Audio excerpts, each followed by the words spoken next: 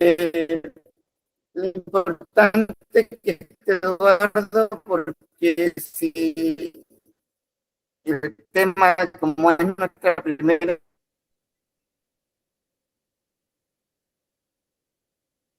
clase, y si está el sistema, que esas cosas pueden pasar, entonces Eduardo, que conoce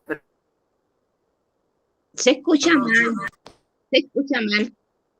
perfectamente la materia, puede continuar como para no tener pérdida en ese momento. ¿Ya?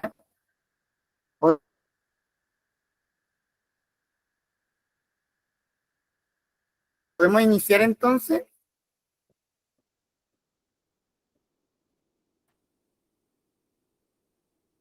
Se escucha mal, padre. Sería bueno que apagaran las cámaras para tener mejor conectividad, por favor, creo yo. ¿Podemos iniciar?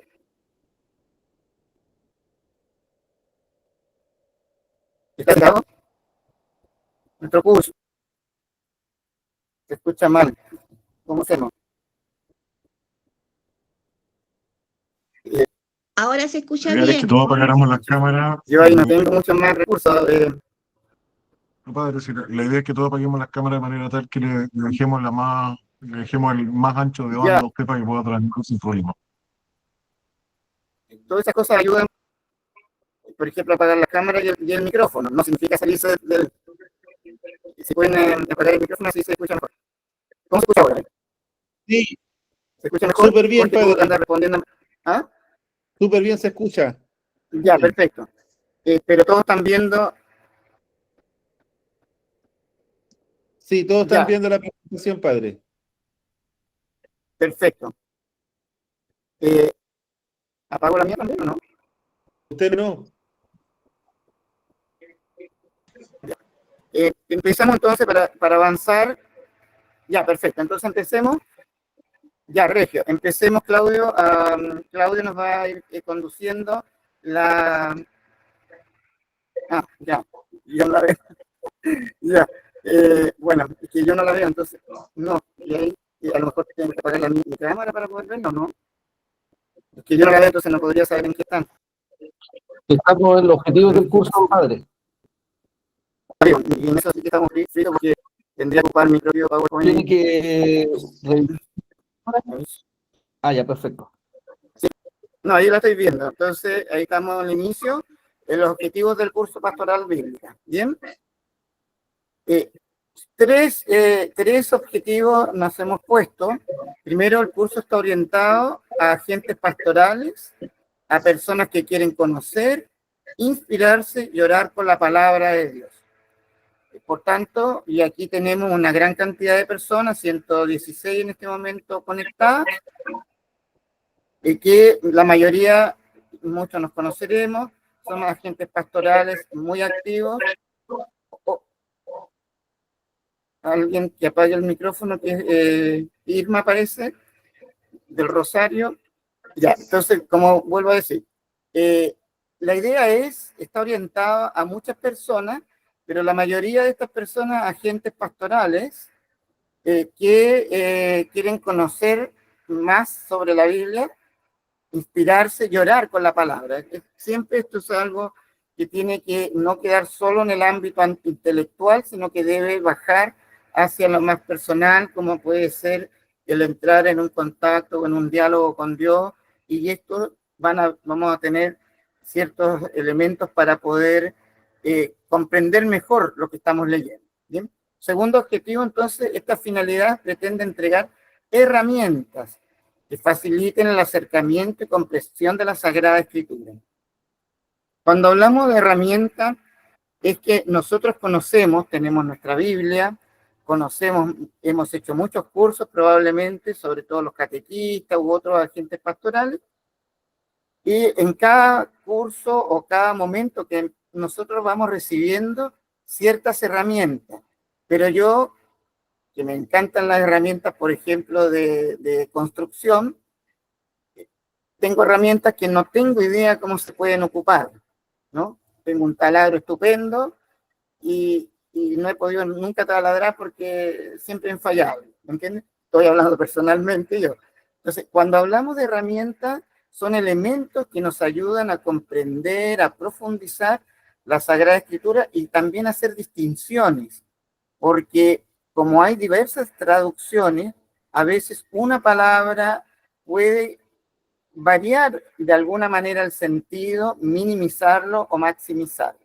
Para eso, entonces, la idea es un curso sencillo que quiere o pretende llegar a los agentes pastorales, las personas que quieren conocer. Por eso hay distintos niveles de conocimiento, de acercamiento a la palabra de Dios. Para eso las herramientas son desde las más básicas a algunas más específicas. El que ya tenga esas herramientas básicas, yo le pediría, para cumplir estos objetivos, la paciencia de saber que ya usted la sabe ocupar, pero puede aportar para que otros también sepan ocuparla con destrezas esas herramientas. Finalmente, entonces dice, para facilitar el acercamiento y comprensión de la Sagrada Escritura. Y el tercer objetivo, abordar con elementos prácticos el dinamismo, la palabra de Dios. Lo que ya está escrito, está escrito. Es decir, no vamos a cambiar ni podemos cambiar nosotros la palabra de Dios. Sin embargo, la palabra de Dios es dinámica porque en ella se ha revelado el mismo Dios.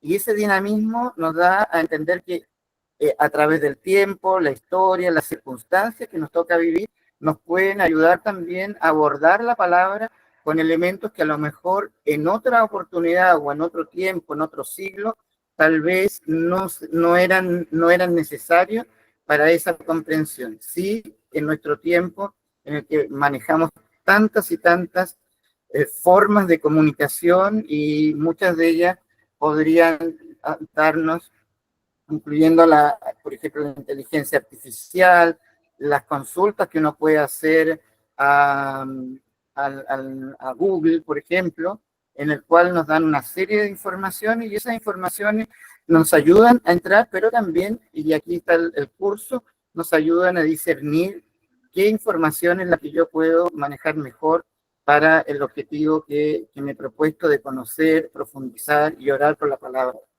Esos son nuestros objetivos del curso. Pasamos a la siguiente. La estructura del curso. El curso está enmarcado en el ámbito académico de la teología bíblica católica.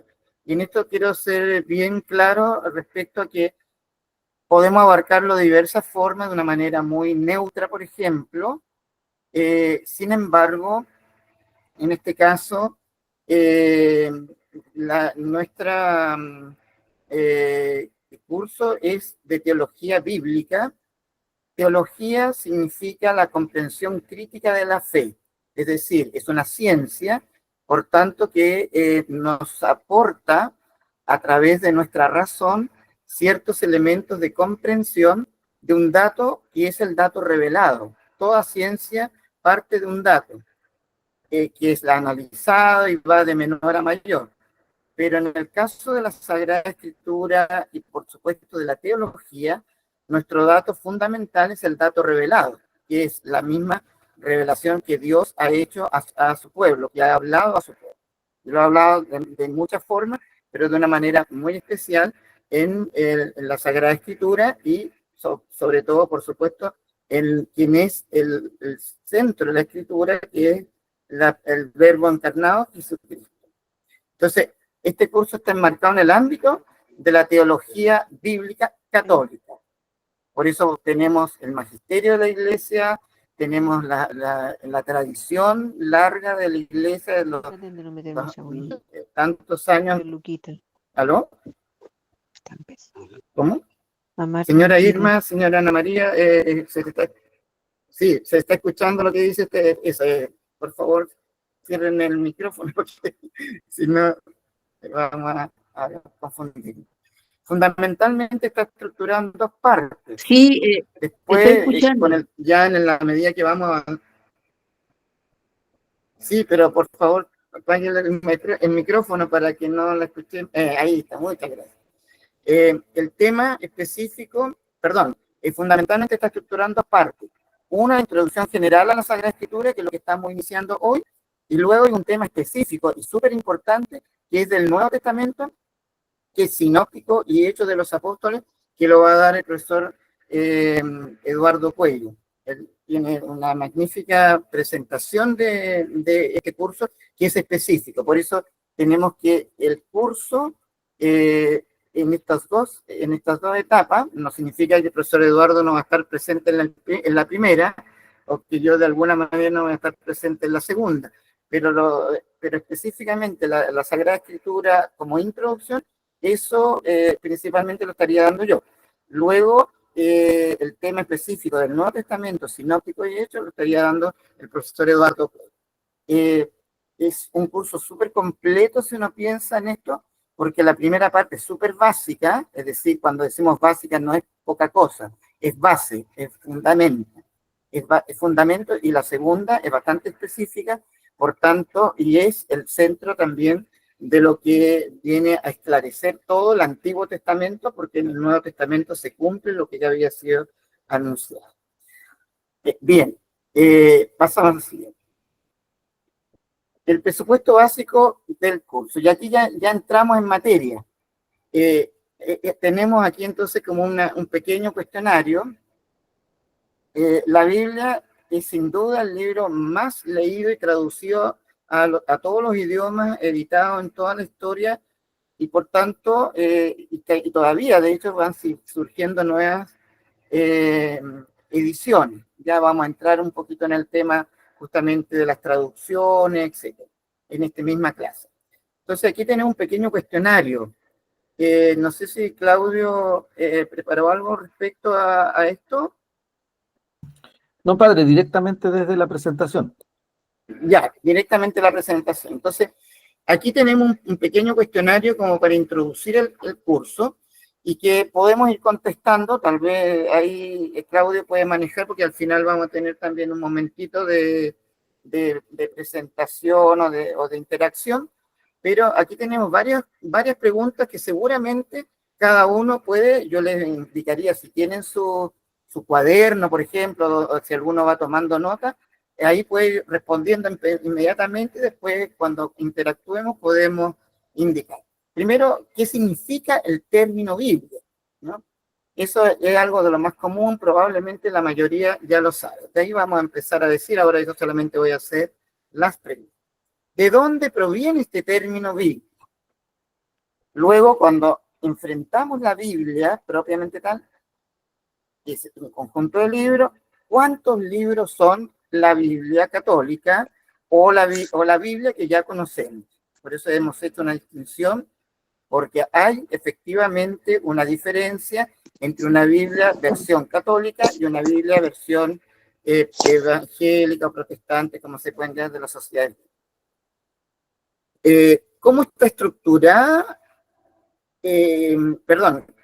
¿Cómo está dividida o estructurada la Biblia? Entonces ahí cada uno va respondiendo cuántas partes yo puedo encontrar en la Biblia, por ejemplo, y qué estructura tiene. Luego entramos, ¿cuáles son los idiomas originales y en qué parte están? Porque la Biblia son textos que han sido escritos por personas en cierta cultura, con un idioma, con una forma incluso de plasmar ese idioma. Todos tenemos una forma, los que hablamos español tenemos una gramática, y tenemos una forma donde va el verbo, etcétera. Bueno, esta es la idea: cuáles son los idiomas originales y en qué parte de la Biblia, del conjunto Biblia, está. Después, una sexta pregunta: para facilitar su lectura, ¿cómo se dividen los libros? Y ahí hay una división de libros, y al interno, para la lectura, está dividido. ¿Cuándo surgió esa forma de lectura? Capítulos, versículos, etc. Entonces, vayan ustedes, yo les indicaría cómo está eso ahí, vayan en sus cuadernos, si van tomando notas, vayan tratando de responder, y en la medida en que se pueda interactuar, ahí Claudio nos va a ayudar en todo esto, porque él nos está ayudando a la presentación. Cuando se pueda interactuar, allá a lo mejor ustedes podrían ir respondiendo. ¿Qué les parece?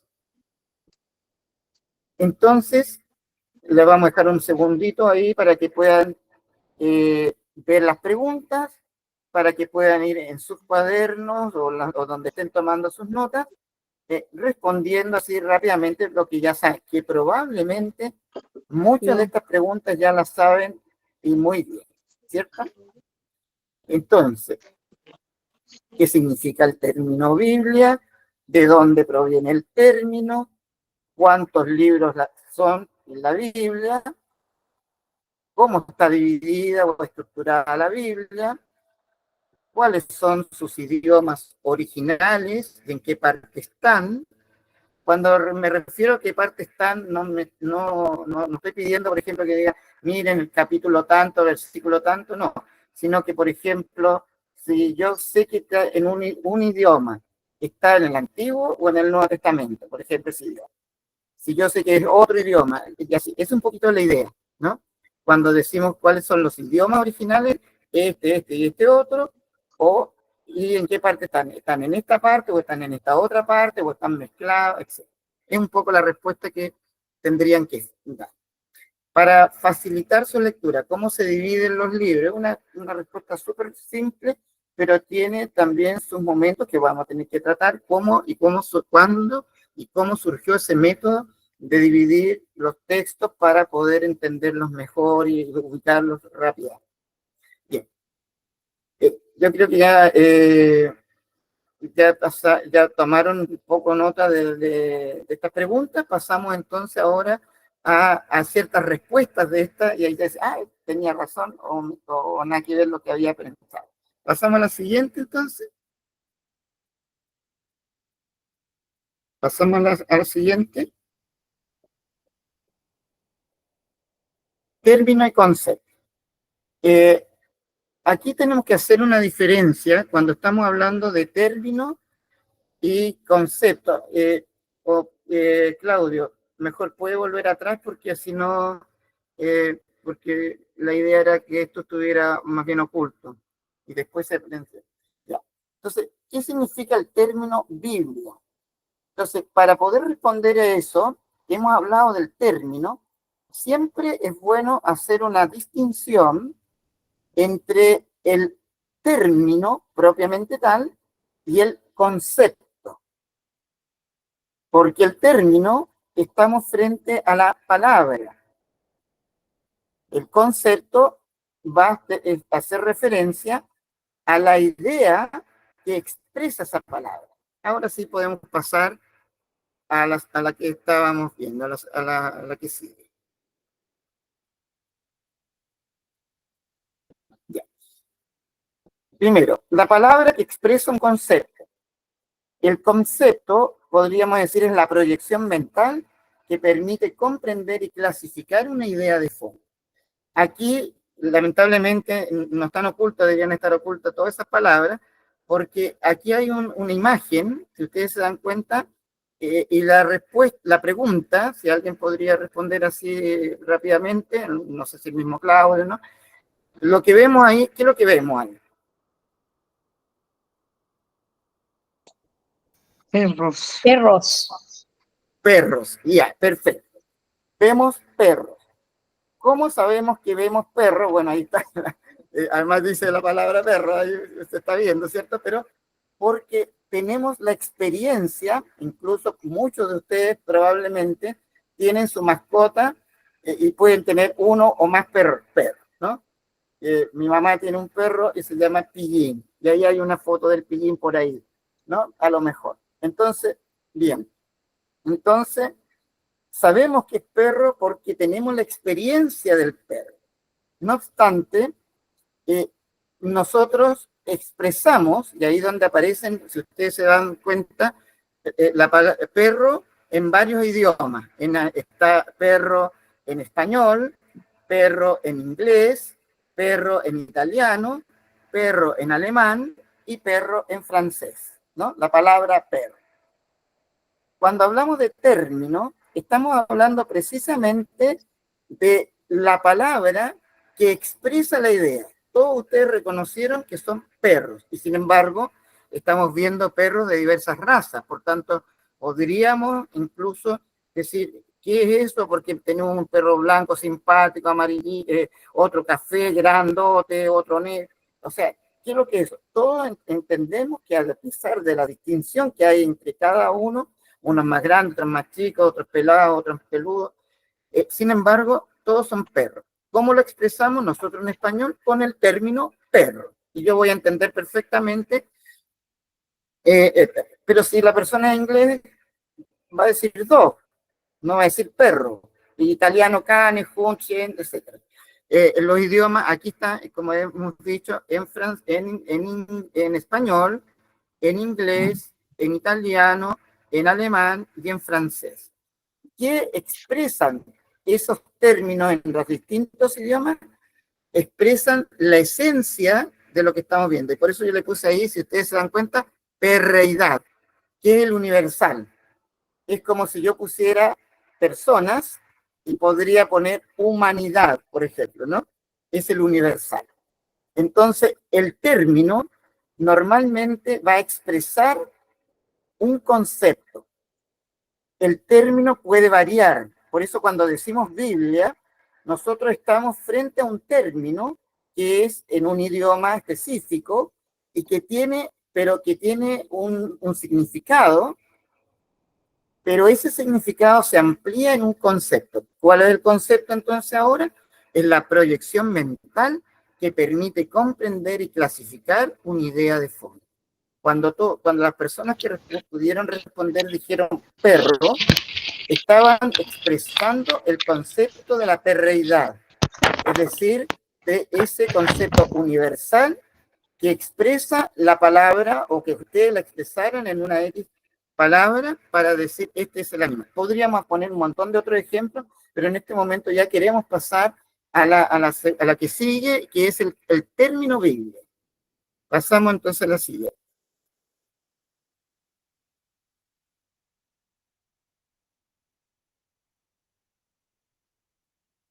Bueno, el término Biblia proviene de partida del griego. Ese es el fondo. Sin embargo, ¿cómo se generó la palabra cuando ahora decimos trajeron su Biblia? ¿Qué Biblia vamos a ocupar? Vamos a ocupar la Biblia de Jerusalén, la Biblia peregrino. Ya, cuando hablamos de la palabra Biblia, nosotros estamos primero el término sin ningún artículo, Biblia nomás, le pueden poner la Biblia, pero Biblia yo ya entiendo de qué estoy hablando, se origina a través del latín. La palabra griega, ta biblia, se transliteró al idioma latino con el término Biblia.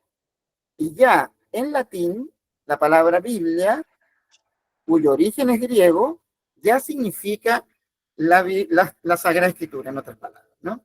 La Biblia, y normalmente la vamos a ocupar en ese sentido. Entonces se origina a través del latín, pero va a traducir una palabra, o va más bien a transliterar una palabra, que es el término ta biblia, ta agia, que significa los libros sagrados, en griego. Incluso ahí está escrito en caracteres griegos. Ta biblia, ta agia. La Biblia o los libros sagrados. Y podemos leer 1 de Macabeos 12:9. Se encuentran 1 de Macabeos 12:9. En esta oportunidad la tengo yo aquí lista, porque en virtud del tiempo. Y en 1 de Macabeos 12:9 nos va a decir lo siguiente. Esta es una carta que manda Jonatán a los espartanos, por tanto ya estamos hablando de en la misma Sagrada Escritura, una interacción con personas de habla griega, ¿no? Y le dice lo siguiente, nosotros aunque no tenemos necesidad de esto, está hablando de honor, embajador, las cartas que han mandado, etcétera. Nosotros, aunque no tenemos necesidad de esto, por tener como consolación, y aquí ocupa la palabra, los libros sagrados o los libros santos que están en nuestras manos.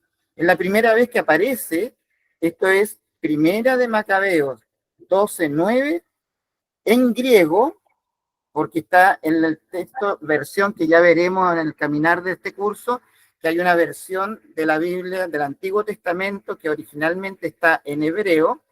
Hay una versión que se llama la versión de los 70, y esa versión, o Septuaginta, la Septuaginta o la versión de los 70, está escrita en griego.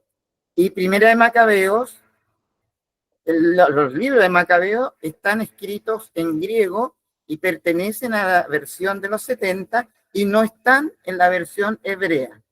No aparecen en la versión hebrea, que se llama Tanaj. La versión hebrea se llama Tanaj, solo hebreo. Entonces, ya en esta versión, ¿y que cómo surge estos textos en griego? Porque en la historia de Israel, en varias oportunidades, pero podemos, en el Antiguo Testamento podemos reconocer por lo menos dos momentos súper importantes en los que Israel fue invadida y su población fue deportada.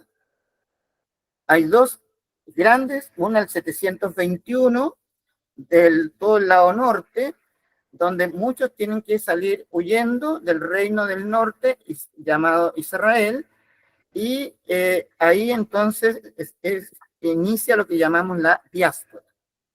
Luego, en 585, todo esto antes de Cristo, es destruida Jerusalén por Nabucodonosor, y entonces ahí deporta a toda la población, casi toda la población, digamos, profetas, sacerdotes, toda la familia real, todos los que podían tener algún tipo de oposición a esta invasión, los deporta a Babilonia.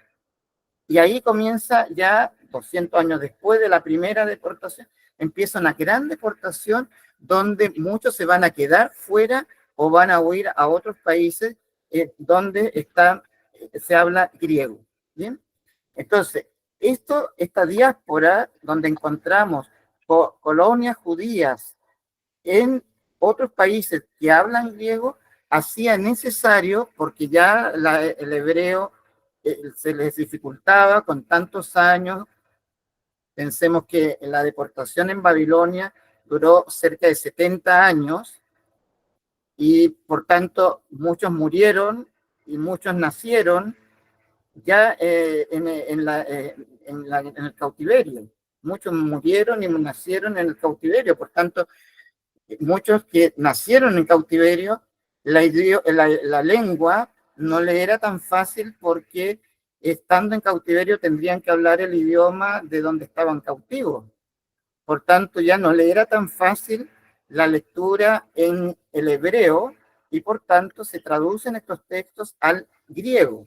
Y de ahí viene esta expresión, ta biblia, ta agia, diciendo alusión al término biblia, ta biblia, que significa los libros. Es el plural del término biblión, que significaría libro, rollo o papiro, y que probablemente esta palabra ha sido acuñada para referirse a los manuscritos en la ciudad de Biblos, que es un importante lugar que tuvo en Biblos tuvo una gran biblioteca y era de una gran cultura, por tanto, una gran producción, no solamente de Sagrada Escritura, sino que una gran producción de textos escritos en papiro, que era que se hacía normalmente, era la escritura más fácil, en papiros o también en pergaminos.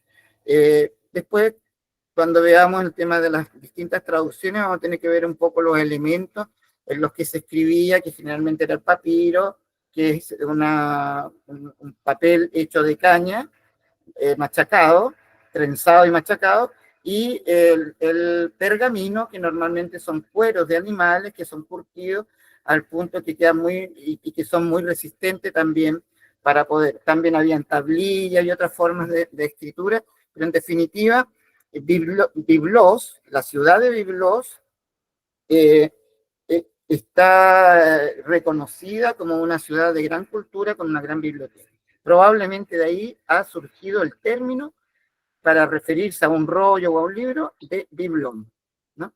Eso es el singular. Biblón sería el singular para decir libro. Y para decir libros, no indica la cantidad, está Biblia. ¿Bien? Bueno, se cree que este diminutivo después va evolucionando. Pasemos a la que sigue, a ver si es que estamos en el término y si no volvemos al término. No, y damos ahí entonces el anterior nomás, por ahora. El anterior, ya. Se cree que el término entonces ha sido acuñado, pero pierde esta Biblia, agía, que significa la Biblia o los libros sagrados, y tiene que haber en el artículo hay una cierta, debe haber una coherencia, por eso está Biblia agía, los libros sagrados, va perdiendo el artículo, y entonces cuando se traspasa al latín, se va a traspasar solo con la palabra, se translitera, es decir, literalmente se pone, pero con caracteres latinos. El término Biblia ya se pone a Biblia, ya no se va a acentuar en la final, sino que va a quedar sin, es decir, Biblia, y ahí se origina. Bueno, ahí estamos frente al término, ¿bien? Es el término que va a manifestar el conjunto de libros que, de aquí ahora pasamos a la que sigue, el concepto que viene a expresar el término Biblia, viene a ser utilizada para referirse al conjunto del Antiguo y el Nuevo Testamento. ¿Alguien puede apagar el micrófono porque se escucha una resonancia? Irma parece que. ¿Alguien puede apagar el micrófono porque yo siento en mi oído algo raro? Ya. Ahora vamos al concepto. Esto es súper importante, el tema del concepto, porque ahora estamos hablando de qué es lo que contiene. ¿Se acuerda de perreidad? Bueno, ahora estamos hablando que la palabra Biblia ya sabemos que viene del griego, que pasó al latín y que significa el conjunto de libros. Pero ahora, ¿qué significa este conjunto de libros y cuál es la gran distinción? Porque el conjunto de libros podría ser de cualquier libro. Cuando hablamos de libros, puede ser cualquier libro, de cualquier materia incluso, ¿no? Sin embargo, la expresión Biblia empezó a ser utilizada principalmente por los cristianos, por tanto es un concepto cristiano. No es un concepto judío, por ejemplo, israelita, no. Es un concepto cristiano porque se empieza a referir al conjunto de los libros considerados sagrados y que conforman el Antiguo y Nuevo Testamento. Ahí hay algunas de las respuestas de las preguntas que se hacían al inicio. ¿En cuántas partes está dividida? Bueno, en 2 partes, Antiguo y Nuevo Testamento. Para ese entonces ya era común utilizar las 2 primeras palabras de la frase. Está Biblia a manera de título, por tanto, de ahí se traduce a la Biblia. Ya como título, y habiendo perdido el ta, empieza a utilizarse el latín como Biblia sacra, los libros sagrados. De ahí viene entonces a ser transmitido a las demás lenguas. Pasemos a la siguiente porque aquí seguimos con el concepto.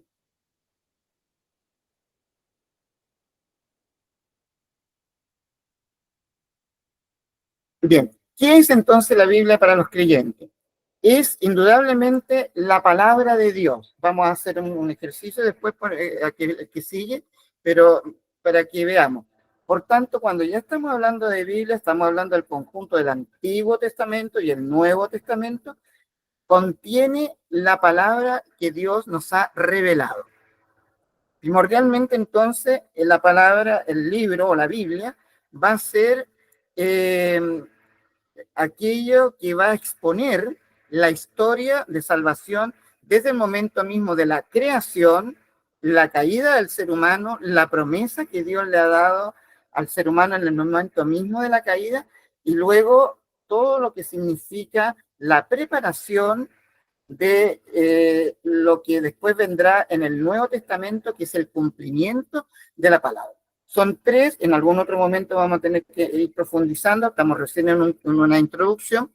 Son 4 elementos fundamentales que van a hacer en este concepto de Biblia, que en el Antiguo Testamento van a aparecer, que es el concepto de la elección. Dios elige un pueblo, la promesa, a ese pueblo le da una promesa, la alianza, con ese pueblo hace una alianza, y finalmente la ley, que es la norma que Dios le ha entregado a su pueblo para que pueda efectivamente cumplir o vivir la alianza y alcanzar la promesa, ¿no?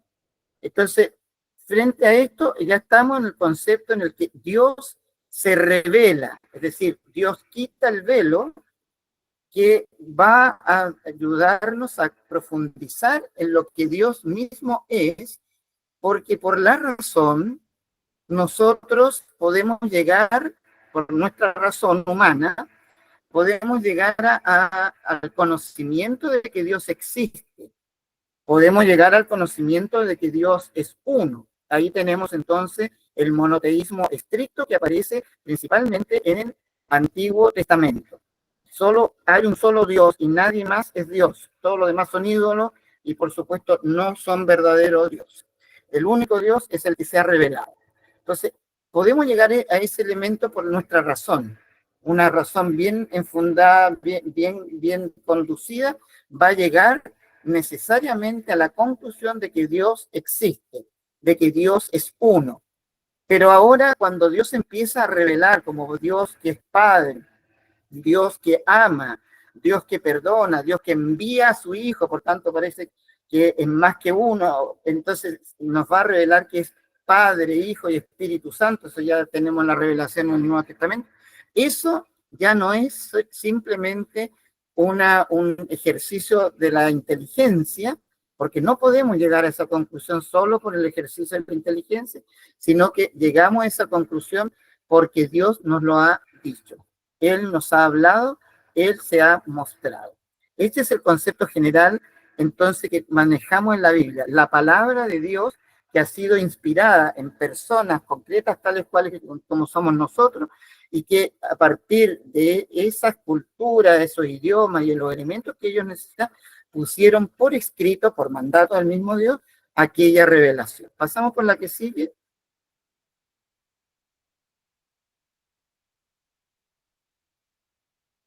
Ya estamos a punto de terminar esta parte para que ahí Claudio nos va a ir dirigiendo cómo seguimos, ya estamos en el tiempo. Aquí entonces yo les invito a considerar el tema de la palabra de Dios, como ya el concepto fundamental que contiene la Biblia. Primero, la palabra de Dios es una palabra creativa. En la Biblia, en el hebreo, el término que se ocupa para la palabra es dabar.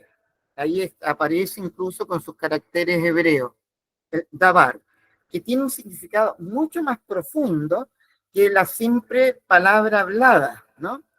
Sino que tiene que ver como la acción creativa de Dios. Por eso puse el texto de Génesis 1:1-2:4a, que es el primer relato de la creación. Aquí hay un dato que yo quiero darles y que seguramente ustedes ya lo conocen, pero eso es súper importante en la Sagrada Escritura. Comienza en la Sagrada Escritura con el libro del Génesis y que comienza con el relato de la creación. Son 2 relatos de la creación que están fechados, según todos los estudios, con una diferencia aproximadamente de unos 200 años cada relato, ¿no? Con una diferencia de 200 años. El primer relato de la creación que aparece en la Sagrada Escritura es Génesis 1, 1, 2, 4a, y se marca la A, porque en 2, 4b comienza el segundo relato de la creación. El primer relato de la creación es el más nuevo, por tanto, está fechado por el siglo séptimo, más o menos por los años 700, el siglo octavo más bien, años 700 antes de Cristo. Mientras que 2.4 B en adelante es el segundo relato de la creación escrito, pero según la fecha es el primero que ha sido escrito por el año 1000 antes de Cristo. Por tanto, es más antiguo que el primero. Sin embargo, ambos relatos, que se unen muy bien en la lectura, ambos relatos presentan dos formas en las que Dios crea. En el primer relato, y por eso es el texto que yo tengo aquí, y he puesto la palabra dabar, en el primer relato, Dios crea por la palabra. Es una palabra creativa. Solamente Dios no hace nada más que pronunciar la creación y ésta inmediatamente aparece. Mientras que en el segundo relato, que es el relato que empezaría en 2.4b, Dios crea por la acción. Ahí hay una acción, y ahí podríamos más adelante tratar el tema del órgano de la acción de Dios, que es el ruaj, el espíritu, y que justamente es el aliento de Dios. Ahí crea una figurita de hombre, y lo sopla, y entonces pasa a ser el primer hombre, y después saca la costilla y crea a la mujer, y así. Bueno, conocemos el segundo relato, pero por ahora nos vamos a centrar en el primero, porque el primero es justamente el relato de la palabra. Aparece entonces Dios como palabra creativa. En el principio existía el desierto y el vacío, comienza diciendo el texto, y la palabra de Dios, el Espíritu de Dios, ahí habla sobre el ruaj, que es como el aliento de Dios, va volando sobre las aguas. Y dijo Dios, hágase. Entonces, cuando empieza a decir y dijo, es porque está pronunciando una palabra, el dabar. Luego, como esta es una introducción, tenemos que avanzar inmediatamente, pasamos ya al culmen de esta revelación de la palabra, y ya la encontramos en el Nuevo Testamento. Y ahí he puesto el texto de Juan 1.1, Juan 1.1 y Juan 1.14. Y yo les pido entonces, ustedes vayan anotando en su cuaderno, si tienen la Sagrada Escritura, vayan al texto de Juan 1, es el llamado prólogo de San Juan, ¿no? En el capítulo 1, versículo 1, y en el capítulo 1, versículo 14, con un montón de otras cosas muy importantes. Bueno, ese está escrito originalmente en griego, y aquí ocupa entonces nuevamente el término de la palabra, para hacer el concepto fundamental de la Biblia, pero en griego, palabra o verbo se dice logos. Y de ahí vienen todas las demás derivaciones que normalmente van a ver. La palabra logos, ahí está. Y lo pusimos el texto en griego, y en esto yo quiero ser súper claro, estimadas personas que estamos, estudiantes, amigos míos y amigas que estamos participando de este curso. Aquí el curso pretende ser lo más sencillo, por una parte, entregar las mejores herramientas y ningún tipo de lucimiento, ni mío, ni por supuesto del profesor Eduardo, que lo estamos haciendo con harto cariño, por supuesto, pero nada de lucirse. Por eso ponemos los textos en griego, las cosas que hay, es más que nada para que uno pueda comprender cómo está escrita la palabra, no es para lucirnos. Por si acaso yo lo digo al tiro para que no, porque uno podría tratar de hacerse lo que, uy, que sabe tanto, no. Esa no es la idea. Entonces aquí, cuando hablamos en griego, y estamos en el Nuevo Testamento, en el Evangelio de Juan, que es el más teológico de los 4 evangelios, el profesor Eduardo nos va a dar los sinópticos, entonces, que es Mateo, Marcos y Lucas, entonces Juan comienza su evangelio diciendo, en el principio existía la palabra estaba junto a Dios, la palabra era Dios, ¿ya? Y eso, en los términos que está ocupando aquí, si ustedes lo ven en griego, ocupa en todo momento la palabra logos, en argeologos, kai ologos, en prostonseon, etc. Ya. ¿Qué significa logos? La palabra logos en griego significa eso, palabra, significa verbo, y San Juan hace algo maravilloso porque San Juan ocupa un término que significaba, ya se estaba aplicando en filosofía, en griego, como, ¿aló? Como la mente de Dios, o sea, como la mente creativa. Ese es un poco el sentido del término logos, como el verbo que viene a ser fundamental en la frase porque es la que le da el sentido. Yo digo, yo manzana, a ver, soy una manzana, me gustan las manzanas, pero si yo digo yo comer manzana o yo como manzana, ya estoy significando la acción que estoy haciendo, ¿cierto?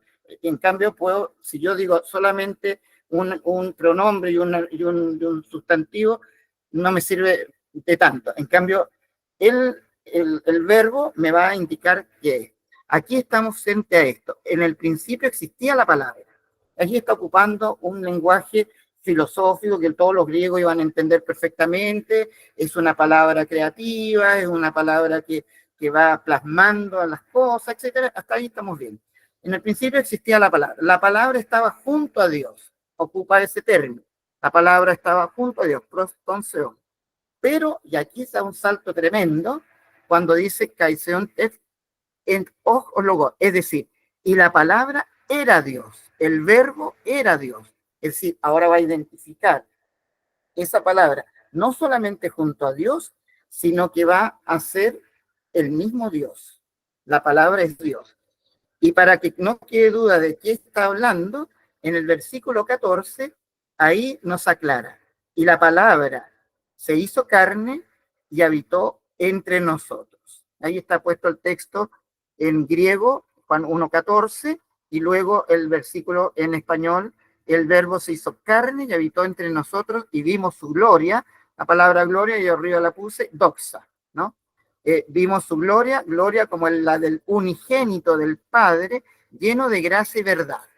Ya, voy a explicar solamente, porque esto es para mucho, pero voy a explicar algunos elementos que son fundamentales, porque este es el concepto fundamental de la Sagrada Escritura.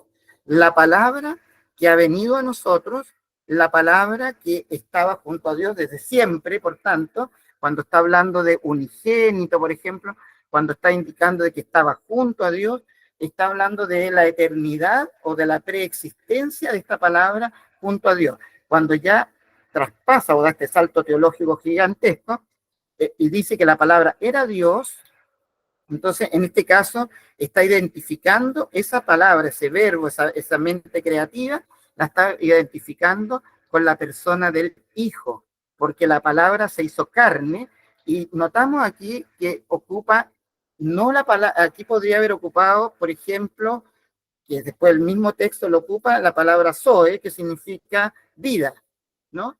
Entonces vivió entre nosotros, ¿no?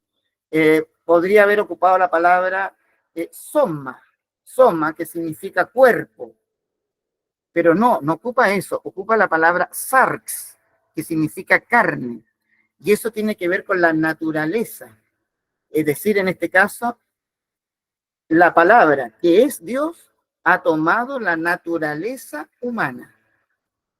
Ese es el sentido que tiene cuando ocupa el término, el verbo, la palabra, que ya sabemos que es Dios, por lo que he dicho primeramente, se hizo carne y habitó entre nosotros. Y cuando pone habitó, la palabra habitar en este caso, no es simplemente que habitó entre nosotros, sino que puso su tienda en medio nuestro. ¿Qué significa esto?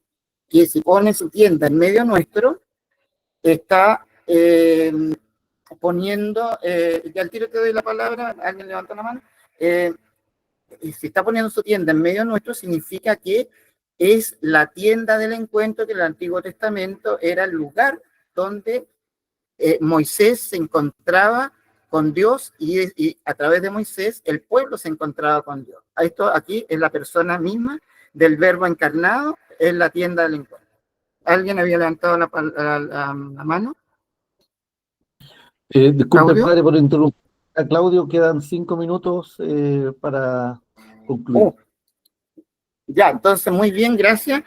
Pasemos a la que sigue entonces, porque ahí está el término. Pasemos a la que sigue. Conclusión. En resumen, ¿qué hemos visto? La introducción, la distinción entre término y concepto, y la Biblia como término y concepto. Las dos cosas, la Biblia como libros, el término Biblia, y luego el concepto palabra de Dios o palabra sagrada. Ahora teníamos un trabajo, no sé si vamos a alcanzar o no podemos, no sé, ahí ya depende de usted, o si lo pueden hacer en la casa, también puede ser tarea para la casa, así que no alcanzamos. Ahí entonces yo les dejo a Claudio o a quien corresponda, Claudio, a lo mejor que puede seguir esta parte para dar la conclusión.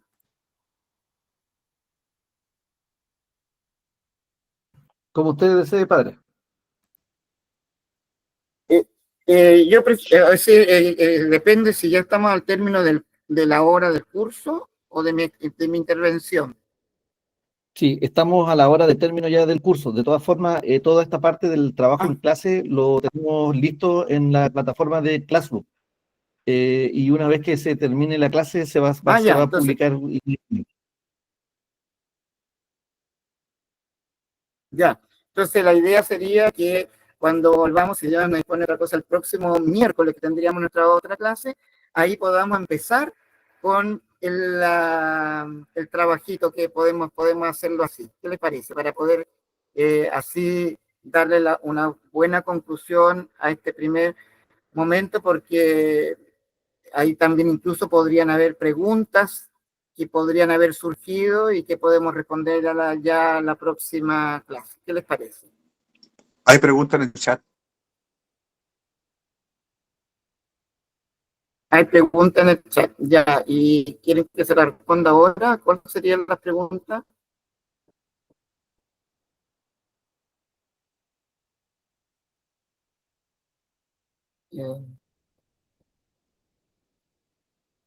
Claudio, si tú me puedes decir las preguntas porque yo no las veo. Le voy a Veo ir personas leyendo que algunas de las preguntas le voy a ir leyendo algunas de las preguntas. Por ejemplo, dice, según lo indicado, Dabar es similar al logos de Juan 1.1. ya. ¿Hay alguna otra pregunta para después responder Hay todas las que se puedan antes de concluir el curso? pregunta de lo que tiene que ver con Juan. Pero con Juan. Hay con una Juan, primera no, es la única pregunta. pregunta que tiene que ver con.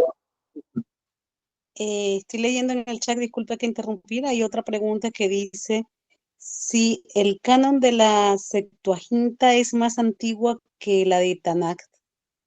¿Por qué razón menosprecian los libros escritos en griego? Menosprecio, no he dicho que se menosprecie. Pero, a ver, esa pregunta, Karina, esa pregunta... Estoy leyendo en el chat, ahora, estoy viendo las preguntas. ya. Mire, bueno, eso yo creo que se va a responder después, porque simplemente decir, el Tanaj es más antiguo, de todas maneras, porque es lo primero.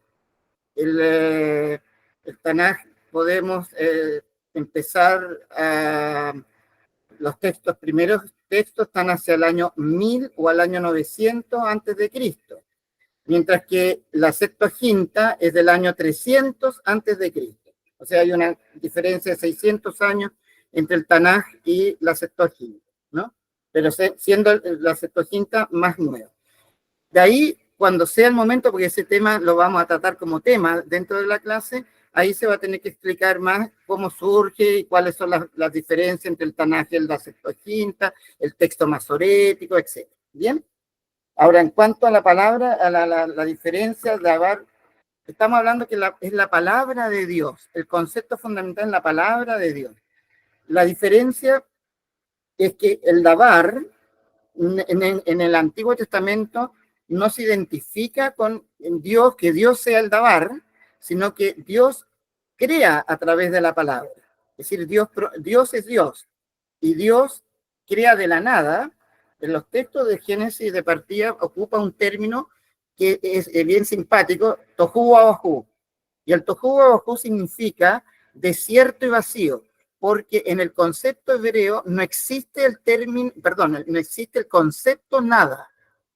Y como no existe el concepto de la nada, tampoco existe el término que lo pueda expresar. Por tanto, cuando hablamos de nada, tenemos que expresarlo a través de otro concepto que sería el del vacío. El vacío. Y ahí está el tohu wabohu, que significa el desierto y el vacío, ¿no? Ahora, cuando en el Antiguo Testamento nosotros ya podemos identificar a Dios, lo podemos identificar a Dios como creador, y es la forma o el órgano de la creación, es el dabar. Lo que hace Juan, el evangelista Juan, al poner el logos, es que da un salto teológico, porque justamente nos lleva a la comprensión que la palabra no solo es un órgano de la creación, como una especie de instrumento de creación, sino que la palabra es Dios.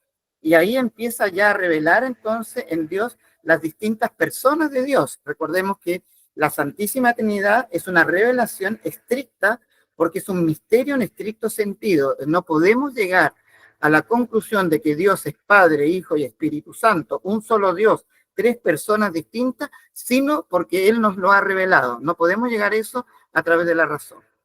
Esa es la respuesta que podríamos dar en relación a cómo se ocupa el término dabar en el hebreo y en la primera lectura que tenemos como tarea, y el término logos, que lo hemos tomado ya desde Juan, que ya ahí lo identifica con la persona de Jesús, el verbo encarnado.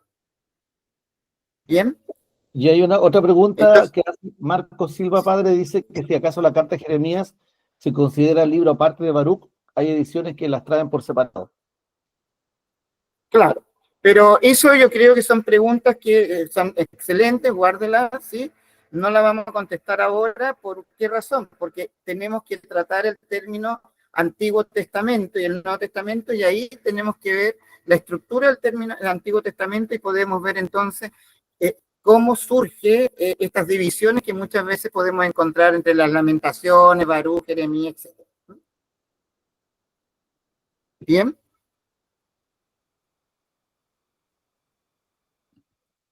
Entonces, estamos terminando. Sí.